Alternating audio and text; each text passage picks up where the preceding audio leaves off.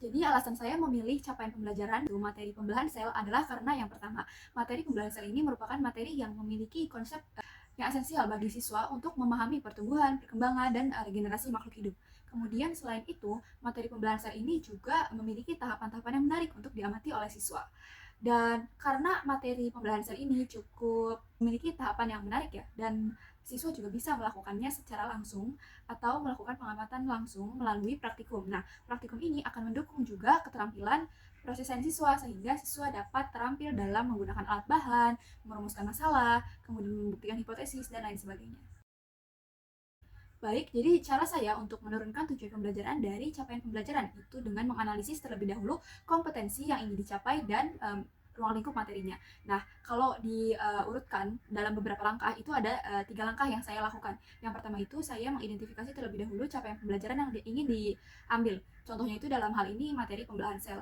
Nah, kemudian langkah yang kedua itu saya mengidentifikasi atau menganalisis kompetensi yang ingin dicapai. Nah, di langkah kedua ini saya mencoba memahami terlebih dahulu kompetensi umum yang ingin dicapai oleh siswa. Misalnya dalam materi pembelahan sel ini kan saya menggunakan tujuan yaitu memahami mekanisme pembelahan sel. Kemudian ada juga siswa mampu melakukan perencanaan atau percobaan. Nah, itulah yang saya sebut dengan saya mengidentifikasi kompetensinya terlebih dahulu. Nah, lalu yang ketiga saya melihat dari ruang lingkup materinya.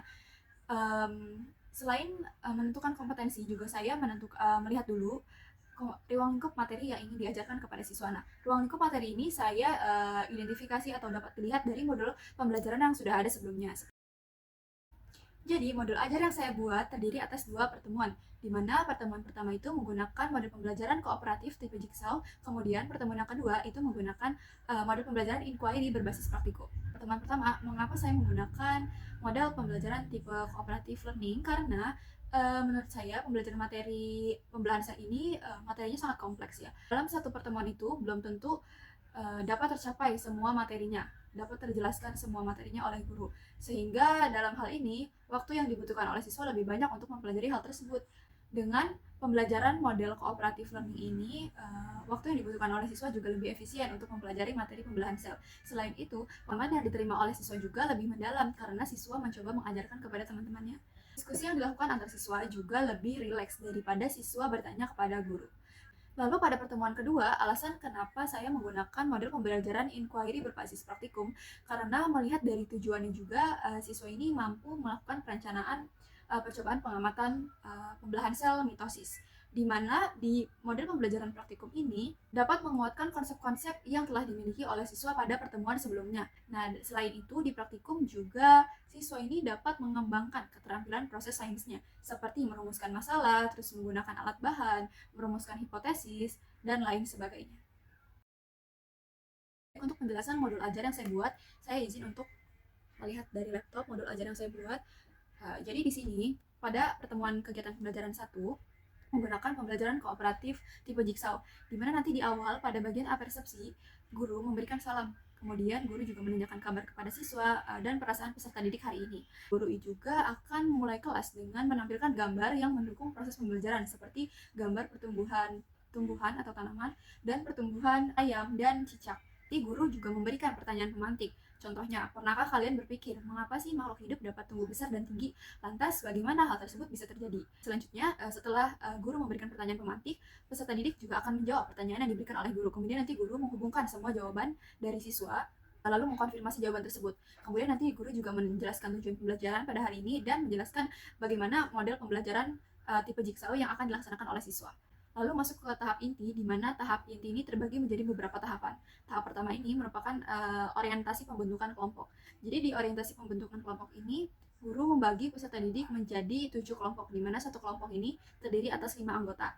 Kemudian dalam satu kelompok asal itu terdiri atas anggota ahli, berarti 5 anggota ahli. Nanti masing-masing anggota ahli ini akan berkumpul dengan anggota ahli di kelompok lain. Kemudian anggota ahli ini setelah berkumpul mendapatkan pembagian materi dari guru.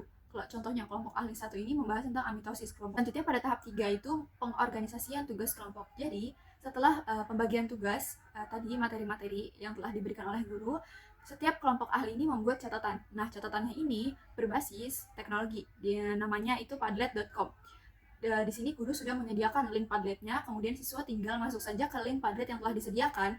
Lalu dalam link Padlet itu juga tersedia komponen pembelajaran yang perlu dicari oleh siswa, di apa itu pengertian mitosis, kemudian tahapan fase pembelahan selnya apa saja, dan siswa ini diberi kesempatan untuk mencari informasi yang relevan lewat Google atau HP atau bebas, pokoknya berbasis internet. Di dalam Padletnya itu juga siswa dapat mencantumkan link video dari YouTube dan lain-lain. Tahapan yang keempat itu anggota ahli ini berdiskusi dengan kelompok asal. Jadi mereka akan saling bertanya, kemudian mereka berdiskusi, bertanya apa yang tidak jelas atau apa yang kurang dimengerti dan sebagainya. Lalu di tahap terakhir itu siswa diminta untuk mengerjakan kuis. Selanjutnya adalah bagian penutup. Jadi di bagian penutup ini guru memberikan review materi yang dipelajari pada hari ini. Kemudian memberikan pertanyaan refleksi. Contohnya, jadi berdasarkan informasi yang didapat, apa sih perbedaan mitosis, meiosis, dan amitosis? Kemudian, mengapa pembelahan sel itu penting? Dan yang terakhir, hal menarik apa saja yang telah kamu pelajari? Kemudian guru menyimpulkan pembelajaran pada hari ini, dan guru menyampaikan rencana kegiatan berikutnya. Nah, di rencana kegiatan berikutnya itu adalah praktikum. Pada pertemuan kedua, menggunakan mode pembelajaran inquiry berbasis praktikum. Jadi pada awal kegiatan yaitu apersepsi, guru memberikan salam, kemudian menanyakan kabar dan perasaan siswa pada hari ini. Lalu guru juga memimpin doa sebelum pembelajaran. Lalu tahap yang kedua itu orientasi. Jadi di tahap 2 ini guru memulai kelas dengan menjelaskan tujuan pembelajaran pada hari ini. Lalu guru juga mengulas kembali topik pembelajaran yang telah dipelajari oleh peserta didik. Kemudian tahap yang ketiga yaitu merumuskan masalah. Jadi guru menampilkan video proses pembelahan mitosis. Kemudian guru mengajukan pertanyaan pemantik. Guru kemudian mengajak peserta didik untuk merumuskan pertanyaan percobaan. Contohnya, apa karakteristik pada setiap fase pembelahan mitosis? Selanjutnya, peserta didik juga dapat melakukan pengamatan dan guru akan membimbing peserta didik untuk melakukan percobaan. Lalu masuk ke tahap inti di mana guru meminta siswa untuk membentuk kelompok dan mempersiapkan alat dan bahan. Lalu guru meminta peserta didik untuk menonton video langkah kerja pengamatan dari link yang telah disediakan. Selanjutnya merumuskan hipotesis. Jadi di tahapan merumuskan hipotesis dan mengumpulkan data ini, guru akan memberikan LKPD secara print out. Kemudian guru meminta peserta didik untuk memahami instruksi pada LKPD yang telah diberikan. Selanjutnya melaksanakan percobaan dan menganalisis data. Jadi di sini guru dapat memantau peserta didik dan membantu kelompok yang mengalami kesulitan ketika proses pengamatan. Peserta didik dapat mengamati preparat dalam mikroskop dan mendokumentasikan hasil pengamatannya. Kemudian peserta didik dapat mengisi hasil pengamatan sesuai instruksi LKPD yang telah diberikan. Tahap ketujuh yaitu membuktikan hipotesis.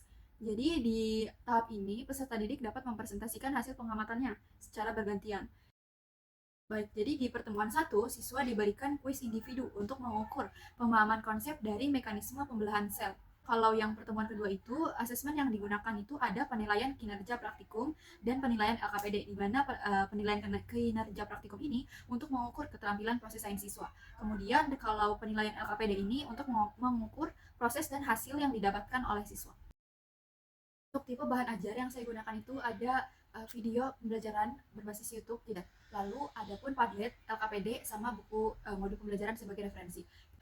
Jadi pada pertemuan 1 itu saya menggunakan Padlet karena agar siswa itu mencatat benar-benar hasil pembelajaran yang telah mereka dapatkan gitu, yang telah mereka cari. Mereka itu kan diberi untuk mencari materi tentang mekanisme pembelahan sel, tahapan-tahapannya, kemudian fase pembelahannya. Agar mereka benar-benar mengerjakan, maka saya membuat kolom catatan seperti padlet.com ini untuk mengetahui hasil belajar mereka seperti apa, seperti itu.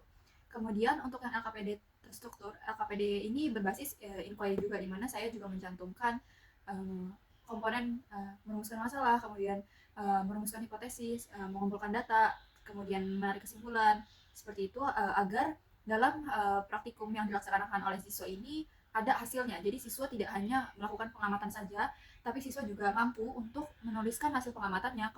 Lalu dari bahan ajar yang saya gunakan itu, saya melakukan pengembangannya dengan menyesuaikan teknologi yang ada. Jadi, contohnya pada link Padlet. Jadi kalau link Padlet itu kan siswa memerlukan handphone dan internet. Namun link Padlet ini itu cukup tidak menghabiskan banyak kuota dan mudah untuk diakses di segala macam device gitu, seperti laptop atau handphone. Mungkin itu saja yang bisa saya paparkan, kurang lebihnya mohon maaf. Wassalamualaikum warahmatullahi wabarakatuh.